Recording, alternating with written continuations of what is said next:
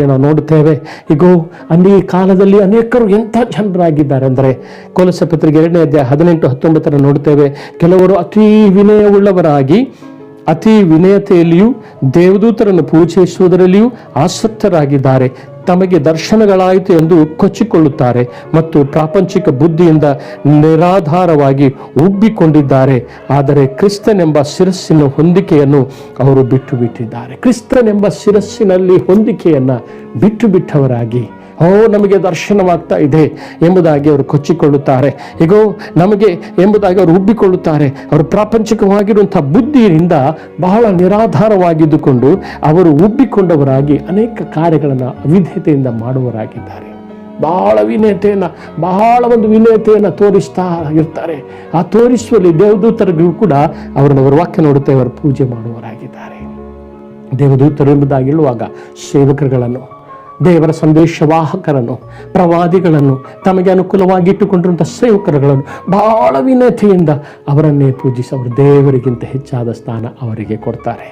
ನಮಗೆ ದರ್ಶನವಾಗ್ತಾ ಇದೆ ಎಂಬುದಾಗಿ ತನ್ನ ಪ್ರಾಪಂಚಿಕವಾಗಿರುವಂಥ ಬುದ್ಧಿ, ಅಜ್ಞಾನ, ಆಲೋಚನೆಗಳಿಂದ ಉಬ್ಬಿಕೊಂಡವರಾಗಿ ಕ್ರಿಸ್ತನ ಶರೀರದಲ್ಲಿ, ಕ್ರಿಸ್ತನ ಶಿರಸ್ಸಿನೊಂದಿಗೆ, ಕ್ರಿಸ್ತನವರಿಗೆ ತಲೆ ಆಗಿರುವಂಥದ್ದೊಂದಿಗೆ ಅವರು ಹೊಂದಿಕೆ ಆಗಿರುವಂಥದ್ದನ್ನು ಬಿಟ್ಟು ಅವರನ್ನು ನೋಡುತ್ತೇವೆ, ಅವರು ವಿಭಜಿಸುವಲ್ಲಿ ಪಡುವಂಥವರಾಗಿದ್ದಾರೆ. ಈ ವಾಕ್ಯವನ್ನು ನಿಮಗೆ ಸಮಯ ಇರುವಾಗ ಅಕ್ಷರ ಸಮೇತವಾಗಿ ಅದನ್ನು ಧ್ಯಾನಿಸಿರಿ. ದೇವರ ಆತ್ಮನು ನಿಮ್ಮಲ್ಲಿ ಕಾರ್ಯ ಮಾಡ್ತಾನೆ. ಯಾರೋ ಏನೋ ಮಾಡ್ತಾರೆ, ಯಾವುದೋ ದೇವರ ಸೇವಕರು ದೇವರ ಯೋಜನೆ, ದೇವರ ಚಿತ್ತಕ್ಕನುಸಾರವಾಗಿ ಅವರನ್ನು ಆರಿಸಿಕೊಂಡು ಅವ್ರು ಮಾಡ್ತಾ ಇದ್ದಾರೆ. ನಾನು ಸಹ ಅವನಿಗಿಂತ ನಾನು ಉನ್ನತಿಯಾಗಿ ನಾನು ಮಾಡಬೇಕೆಂಬ ಆಲೋಚನೆ, ಉದ್ವೇಗತ್ವದಿಂದ ಏನಾದರೂ ನಾವು ಮಾಡುವುದಕ್ಕಾಗಿ ಹೋದರೆ ಅದು ನಮಗೆ ಆಶೀರ್ವಾದವಲ್ಲ. ಅದು ನಮಗೆ ನಷ್ಟಕ್ಕೂ, ಅದು ನಮಗೆ ಗಲಿಬಿಲಿಗೂ, ಅದು ನಮಗೆ ಅಶಾಂತಿಗೂ, ಅದು ನಮ್ಮನ್ನು ದೇವರ ಆ ಶಿರಸ್ಸಿನ ಆ ಹೊಂದಿಕೆಯಿಂದ ದೂರವಿರುವಿಕೆಗೆ, ಅದು ಶಾಪಕ್ಕೂ ನಮ್ಮನ್ನು ನಡೆಸುವಂತಹ ಯೋಜನೆ, ಸೈತಾನನ್ನು ತಂದು ಹಾಕುವಂಥ ಯೋಜನೆ ಆಗಲ್ಪಟ್ಟಿದೆ. ಪ್ರಕಟಣೆ ಪುಸ್ತಕ 19ನೇ ಅಧ್ಯಾಯ 10ನೇ ವಚನದಲ್ಲಿ ನಾವು ನೋಡ್ತೇವೆ. ಆಗ ನಾನು ಅವನಿಗೆ ನಮಸ್ಕಾರ ಮಾಡಬೇಕು ಎಂದು ಅವನ ಪಾದದ ಮುಂದೆ ಬೀಳಲು ಅವನು, ಮಾಡಬೇಡ, ನೋಡು, ನಾನು ನಿನಗೂ ಯೇಸುವಿನ ವಿಷಯವಾದ ಸಾಕ್ಷಿಯನ್ನು ಹೇಳಿರುವ ನಿನ್ನ ಸಹೋದರರಿಗೆ ಜೊತೆಯ ದಾಸನಾಗಿದ್ದೇನೆ, ದೇವರಿಗೆ ನಮಸ್ಕಾರ ಮಾಡು ಎಂದು ಹೇಳಿದನು.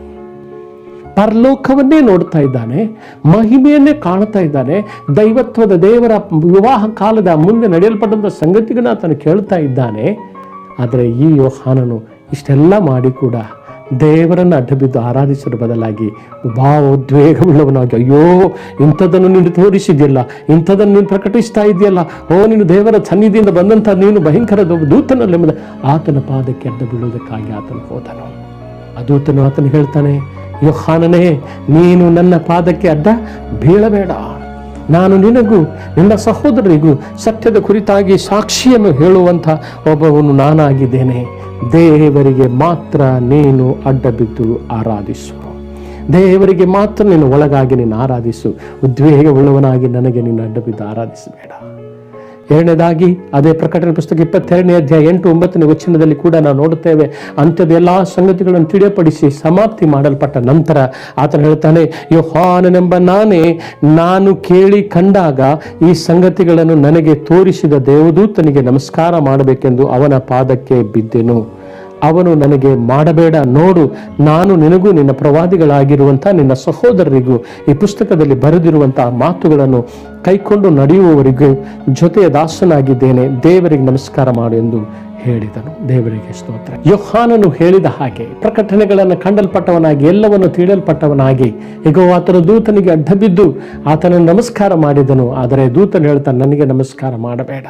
ಇವತ್ತು ನಾವು ಯಾವುದನ್ನು, ಯಾವ ಸಂಗತಿಯನ್ನು, ಯಾವ ವ್ಯಕ್ತಿಯನ್ನು, ಯಾವ ಪ್ರಭಾವವನ್ನು, ಯಾವುದೇ ಸಂಗತಿಗಳನ್ನು ನೋಡಿ ನಾವು ಉದ್ವೇಗವುಳ್ಳವರಾಗಿ ಅಡ್ಡಬಿದ್ದು ಯಾರನ್ನು, ಯಾವುದನ್ನು, ಯಾವ ಸ್ಥಳವನ್ನು, ಯಾವ ವ್ಯಕ್ತಿಯನ್ನು ನಾವು ಆರಾಧಿಸಿದೆ, ನಮ್ಮ ತಂದೆ ಆಗಿರುವಂಥ ದೇವರನ್ನೇ ನಾವು ಗೌರವಿಸುತ್ತಾ, ಆತನಿಗೆ ಮರ್ಯಾದೆಯನ್ನು ಸಲ್ಲಿಸುತ್ತಾ, ಆತನಿಗೆ ಅಡ್ಡಬಿದ್ದು ಆತನನ್ನೇ ಆರಾಧಿಸುವ ಹಾಗೆ ಒಂದು ನೂತನ ಮನಸ್ಸನ್ನು ನಿನ್ನ ಜೀವಿತದಲ್ಲಿ ದೇವರಾತ್ಮನೇ ನನ್ನನ್ನು ತಿರುಗಿ ಉಂಟು ಮಾಡು ಸ್ವಾಮಿ.